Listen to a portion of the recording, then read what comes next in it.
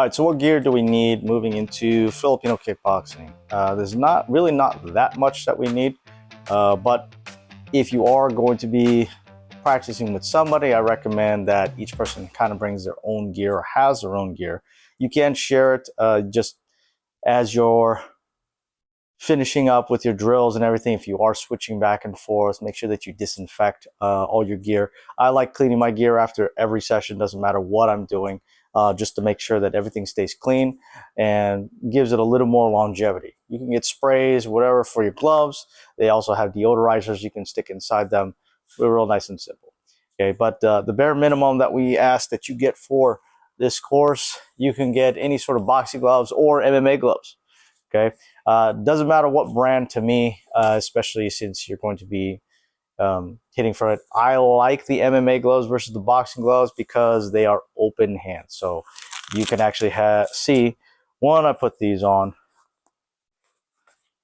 Okay, your fingers and the palm of your hand is actually pretty open. It allows me to grip and do some of the traps and the grabs a lot easier for that. Okay. We'll go over how to make sure we're striking properly, etc.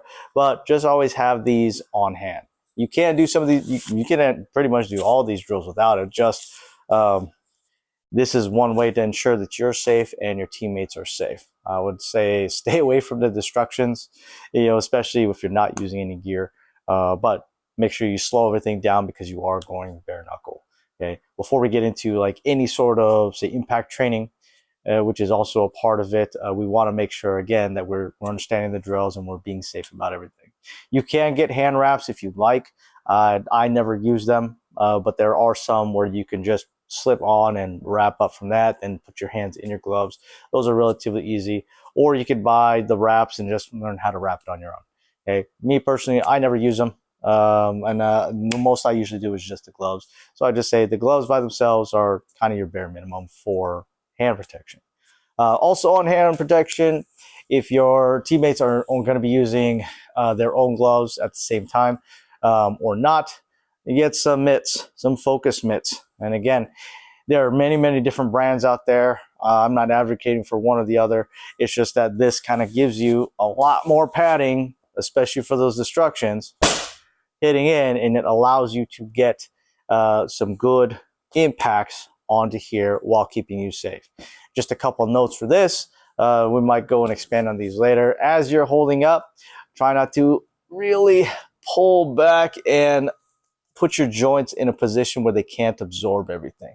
So anytime that I'm holding, I'm kind of holding up front a little bit. So if it does hit, especially with the straight shots, moving in here, I have all this motion here to where it can absorb those shocks from here. Okay. Another thing too, we're trying not to go like super wide with this. Okay, as we're trying to hold out from that, right? I try to do 90-90 as much as I can. If it's 90 up front, I try not to go 90 to the side because again, if they're hitting this way, that's going to start impinging on my shoulder. So say for hook shots, I might hold from here. Actually, I hold here on the opposite side because this is where they're supposed to be aiming to hit. Okay, we'll go over a lot of how to hold the mitts a little bit later. Okay, but get some good mitts, focus mitts that you can kind of switch off. So have your own gloves, focus mitts. You can get maybe just at least one pair, especially with a partner, and that way you can hold for somebody and switch it up, and they can get their own gloves. All right, same thing, making sure everything is clean. And lastly, last recommendation are shin guards. Okay, you can get the ones like this where they cover the foot, but again, this is until we get into impact training, we're trying to be as safe as possible. Remember, you're training at home.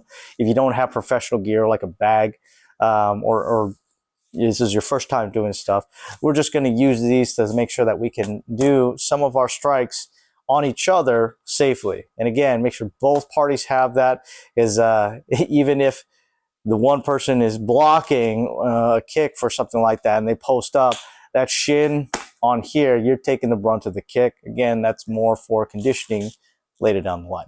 All right, so grab some shin guards. Again, you can have the foot paddings if you want. Totally up to you. or you could just get just the shin pads. They do actually sell feet gear separately if you like to have it separate. I like the all-in-one because it's all-in-one.